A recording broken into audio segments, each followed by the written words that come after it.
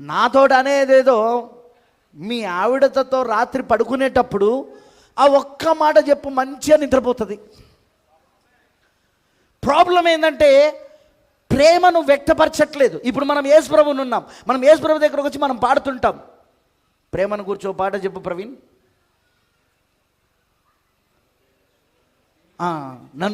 నన్ను ప్రేమించుచున్నావు నా ప్రభు, ఉందా పాట? నేను ప్రేమించుచున్నాను నా ప్రభువును, ఎందుకనగా మొదటిగా ఆయనే నన్ను.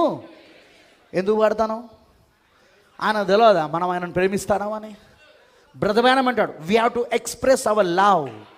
మనం చర్చ్కి వస్తున్నదే ఎందుకంటే మనం ఆయనను ఎంత ప్రేమిస్తున్నామో చెప్పడానికి వస్తానా. మనం పాటల ద్వారా చెప్తాం, ప్రార్థనల ద్వారా చెప్తాం. అలానే ఆయన మనల్ని ఎంత ప్రేమిస్తున్నాడో వాక్యం ద్వారా చెప్తా ఉంటాడు. వాక్యంలో ఏమొస్తా ఉన్నది? నిన్ను ప్రేమించడం వస్తూ ఉన్నది. ఆ 2 గంటల ప్రసంగాలు నీ గురించి, ప్రేమ గురించే. ఊరుకోండి పాస్టర్ గారు, నన్ను బాగా వాక్యంలో తిడుతున్నాడు దేవుడు, అది కూడా ప్రేమనే. ఎందుకంటే నేను ప్రేమించు వారిని అందరినీ గద్దించి శిక్షించుచున్నానన్నాడు. అరే నిన్ను ప్రేమిస్తున్నాడు కాబట్టే గద్దిస్తున్నాడు ఆయన, నిన్ను ప్రేమిస్తున్నాడు కాబట్టే శిక్షిస్తున్నాడు ఆయన. నీకు శిక్ష వచ్చినా, నీకు గద్దింపు వచ్చినా అది ఆయన ఒక విధముగా ఆయన ప్రేమ ఒక ఎక్స్ప్రెషన్, అది ఆయన ప్రేమ వ్యక్తీకరణ. అది నీ గురించి ప్రణాళిక చెప్తా ఉంటాడు వాక్యంలో. నువ్వు ఎవరు, ఎక్కడి నుండి వచ్చావు, నీ జీవితంలో ఎందుకు ఇది జరుగుతుంది, నీ జీవితంలో అదేంటి ఆయన ప్రేమ కాదా? చూడు నిన్ను ఎంత ప్రేమిస్తున్నాడో అనేది ఆయన వాక్యంలో చూపిస్తా ఉన్నాడు. ఇప్పుడు ఆయన, మనం చర్చ్కి ఎందుకు వస్తామో తెలుసా? మన ప్రేమను వ్యక్తపరచడానికి, ఆయన ప్రేమను తెలుసుకోవడానికి, వాక్యములో ఆయన ప్రేమను మనం తెలుసుకోవడానికి. అవునంటారా? అర్థమైందని చెప్పింది. ఇప్పుడు జాగ్రత్త వినండి నేను చెప్పేది. అందుకే భార్య భర్తలు ఎప్పుడు కేవలం ఒకరి కోసం ఒకరు కష్టపడడమే కాదు, రోజుకొకసారైనా నేను నిన్ను ప్రేమిస్తున్నానని భార్య భర్తకు చెప్పాలా, భర్త భార్యకు చెప్పాలి. నువ్వు రోజుకొకసారైనా యేసుక్రీస్తుకు చెప్పవా? ప్రార్థన చేసేటప్పుడు నువ్వేమంటావు? ప్రభువా, నా ప్రాణం కంటే ఎక్కువగా నిన్ను ప్రేమిస్తానా ప్రభువా, అసలు నువ్వు లేని నేను జీవించలేను ప్రభువా. అదేనా మన ప్రార్థన? అంటే కొంతమంది ప్రార్థన కూడా రాదనుకో, వాళ్ళ ప్రార్థన ఎట్లా స్తోత్రం స్తోత్రం స్తోత్రం అయ్య గారు, స్తోత్రం ప్రభువా, ప్రభువా స్తోత్రం, ప్రభువా, ఇంతే. ఇక అదే స్తోత్రం ప్రభువా, వందనాలు ప్రభువా, ఇంతే ఉంటుంది. ఇక వాళ్ళకి ప్రార్థన చేయడం కూడా రాదు, వ్యక్తీకరణ కూడా రాదు. వాళ్ళకి దేవునితో ఎట్లా మాట్లాడాలో. ప్రార్థన అంటే దేవునితో మాట్లాడుట. నువ్వు దేవునితో మాట్లాడేటప్పుడు ఎట్లుండాలి తెలుసా? ఒక స్నేహితునితో మాట్లాడినట్టు, ఒక ప్రియునితో మాట్లాడినట్టు, ఒక ప్రాణనాథంతో మాట్లాడినట్టు, ఒక భర్తతో మాట్లాడినట్టు, ఒక సృష్టికర్తతో మాట్లాడినట్టు, ఇలా ఒక విమోచకునితో మాట్లాడినట్టు, ఒక రక్షకునితో మాట్లాడినట్టు, ఒక స్వస్థపరచువానితో మాట్లాడినట్టు. ఇవన్నీ కూడా భావ వ్యక్తీకరణ ప్రార్థనలా. అవునంటారా?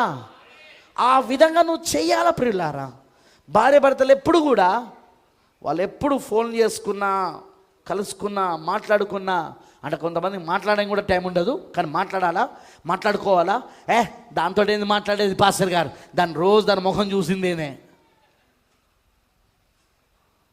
చూసినావా ఎంత తప్పుడు మాటలు మాట్లాడుతున్నావో? దాంతో ఏంది నేను మాట్లాడేది? అది నా భార్య. నీ భార్య ఎవరు? నీ సగభాగం. నీ భార్య ఎవరు? నీలో నుండి తీయబడింది. ఆదాములో నుండి అవ్వ తీయబడింది. బైబిల్ ఏం చెప్తుంది? మొదటి ఆదాములో నుండి దేవుడు అవ్వను బడికి తీశాడు. కరెక్టేనా? ఎలాగైతే కడపడి ఆదాములో నుండి, యేసుక్రీస్తులో నుండి నిన్ను నన్ను తీశాడో వధువుగా, అలానే నీ భార్యను కూడా ఎక్కడి నుండి తీశాడు? ఆయన నీలో నుండే తీశాడు. ఆమె ఎవరు? నీ భాగం. ఆమె నీ భాగం, అంతేగాని నీ ఇంట్లో పని మనిషి కాదు. ఓ యెషయా,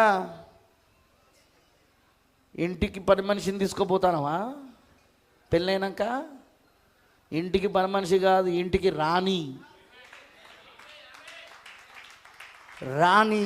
రాజుకు సేవ చేస్తుంది. వేరే వాళ్ళు చేస్తే ఎట్లుంటుంది చెప్పండి మీరే.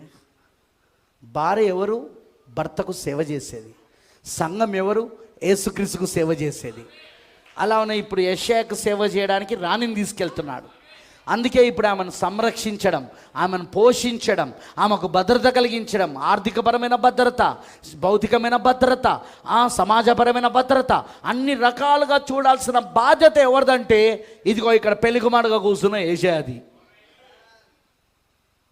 అందుకే ఎఫెసీ పత్రికలో పౌలు గారు చెప్పాడు ఏంటిది, భర్తలు తమ భార్యలను సంరక్షించాలి, పోషించాలి, సొంత శరీరం వల్లే చూసుకోవాలి. హల్లెలూయా. మరి భార్యలు కూడా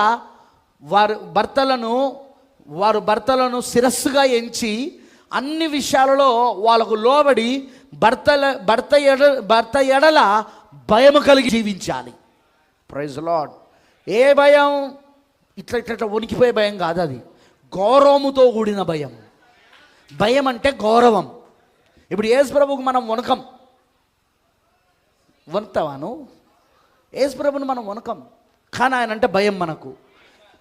యెహోవా యందలి భయభక్తులు కలుగుంటే జ్ఞానమునకు మూలమై ఉన్నది. ఏ భయం అది? గౌరవము. ఆయన పట్ల కలుగున గౌరవము, పూజ్య భావము, పూజ్యమైన భావము. అర్థమవుతుందా? ఆయన పూజనీయుడని, ఆయన ఆరాధించబడేవాడని ఆ భయం మనలో ఉన్నది అక్కడ. అంతేగాని ఆయన మన నరకంలో ఆయన మనల్ని ఇంకేదో చేస్తాడు. ఒక భార్యకి ఎప్పుడు భర్త పట్ల అట్లాంటి భయం ఉండకూడదు. అమ్మో నన్ను కొడతాడేమో, అమ్మో నేను ఇప్పుడు బట్టలు కనుక ఉతుకోకపోతే నన్ను కొట్టేస్తాడేమో, అమ్మో ఆ ఇంట్లో వంట చేయకపోతే నన్ను కొట్టేస్తాడేమో. లేదు లేదు లేదు, అలాంటి భయం ఉండొద్దు. భర్త ఎప్పుడు అలాంటి భయాన్ని భార్య కలిగించకూడదు. కానీ ఆమెకి ఎలాంటి భయం ఉండాలి? ఆమెకు ఉండాల్సింది ఏంటంటే ఒక ఆరాధనా భావము, ఒక పూజనీయమైన భావముతో తన భర్త పట్ల ఆమె ఉండాలి. అక్కడ నా భర్త రావుడితోటే తను భోజనం చేస్తాడు, అతనికి ఇష్టమైన కూర వండి పెడతాను, అదిగో దాంట్లో ప్రేమ ఉంది, దాంట్లో భయం ఉంది. వింటున్నారా?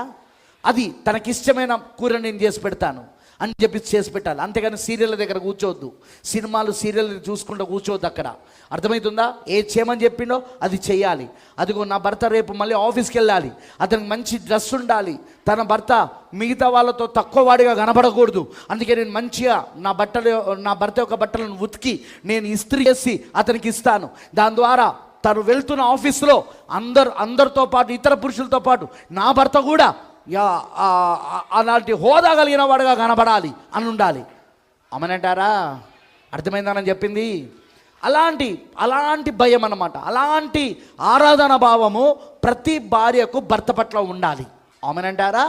అంతేగాని నన్ను కొడతాడేమో, నన్ను తిడతాడేమో, ఈ రాత్రి నాకు భోజనం పెట్టాడేమో, ఈ రాత్రి నన్ను ఇంకేదైనా చేస్తాడేమో అనే భయం ఉండకూడదు భార్యలకు. భార్యకు భర్త పైన భయం ఉండాలి. కానీ ఎలాంటి భయం అంటే అదిగో ఇప్పుడు నేను చెప్పిన ప్రేమతో కూడిన, మర్యాదతో కూడిన, పూజ్యభావంతో కూడిన భయం ఉండాలి. అక్కడ దేవుని పట్ల కూడా మనం అదే భయం కలుగున్నాం, యేసుక్రీస్తు పట్ల కూడా మనం అదే భయము, అదే భక్తిని కలుగున్నాం. ఆమెనంటారా? అలాంటి భయముతో మనం వెళ్ళాలి ముందుకి. ప్రేమైన దేవుని పిల్లలారా, గుర్తుపెట్టుకోనండి, ఎప్పుడైనా గుర్తుపెట్టుకోనండి, కుటుంబం అన్నప్పుడు భార్యాభర్తల మధ్యలో ఉండాల్సింది ప్రేమ. 10 ఆజ్ఞలు కొత్త నిబంధనలలో 2 ఆజ్ఞలలో వివరించేశాడు యేసు ప్రభు. అది కూడా 2 ఆజ్ఞలలో కామన్ పాయింట్ ఏంటంటే ప్రేమ, లవ్. ఆ లవ్ని మనం వ్యక్తపరచాలి. కేవలం వాళ్ళ కోసం మనం ఉద్యోగం చేయడమే కాదు, వాళ్ళ కోసం మనం అన్నీ చేయడమే కాదు, కానీ రోజు మనం మాటలతో కూడా చెప్పాలి మనం వాళ్ళకు ప్రేమిస్తున్నామని. అందులో ముఖ్యంగా స్త్రీ బలహీనమైన ఘటం కాబట్టి పురుషుడు జ్ఞానముతో వాళ్ళతో సంసారం చేయమని బైబిల్ చెప్తుంది. జ్ఞానముతో వారి దాంపత్య జీవితాన్ని కలిగి ఉండాలి.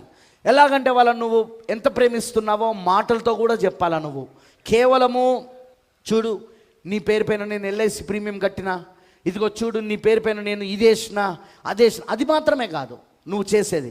అదిగో నీకు చీర ఇప్పిస్తున్నా, అదిగో నీకు ఇది కొనిస్తున్నా, అదిగో ఈ సెల్ ఫోన్ కొనిస్తున్నా, అది మాత్రమే కాదు, నువ్వు మాటలతో కూడా దాన్ని వ్యక్తపరచడం నేర్చుకోవాలి. ప్రియులారా, రోజు తప్పకుండా నువ్వు చెప్పాలి నీ భార్యతో. ఆఫీస్లో నువ్వు వెళ్ళినావు, ఆఫీస్లో మధ్యలో నీకు ఒక టైం దొరికింది, ఫోన్ చేయి నీ భార్యకు. ఒక్క ఫోన్ చేసి భోజనం చేసినామని అడుగు, ఒక్క ఫోన్ చేసి టిఫిన్ చేసినామని అడుగు, ఎంత సంతోషపడుతుంది తెలుసా? అలా నేను నీ భర్త ఆఫీస్కి వెళ్ళినప్పుడు నువ్వు ఫోన్ చేయి, ఏమండి మధ్యాహ్నం 2 అవుతున్నది, ఇది భోజనం టైం కదా, మీ ఆఫీస్లో భోంచేశారా? భోజనం సరిపోయిందా? ఓకేనా? చూసారా, నువ్వు ఒక్క ఫోన్ చేసినావు అనుకో సిస్టర్, నీ భర్త ఎంత ఆనందిస్తాడో తెలుసా? అయితే కొంతమంది ఉంటారు శాడిస్టులు, ఫోన్ చేసి ఏమంటారంటే, పక్కకి ఎవరైనా అమ్మాయి మాట వినబడ్డదనుకో, ఎవరా ఆమె, ఇదో శాడిస్ట్ పెళ్ళాం, నీ దగ్గర ఎందుకున్నది, ఆ అమ్మాయి ఫోటో ఎందుకు, ఆ అమ్మాయి ఫోన్ ఎందుకు వినబడుతుంది, నాకు తెలుసు నువ్వు ఆఫీస్లో ఒక దాన్ని మెయింటైన్ చేస్తున్నావని.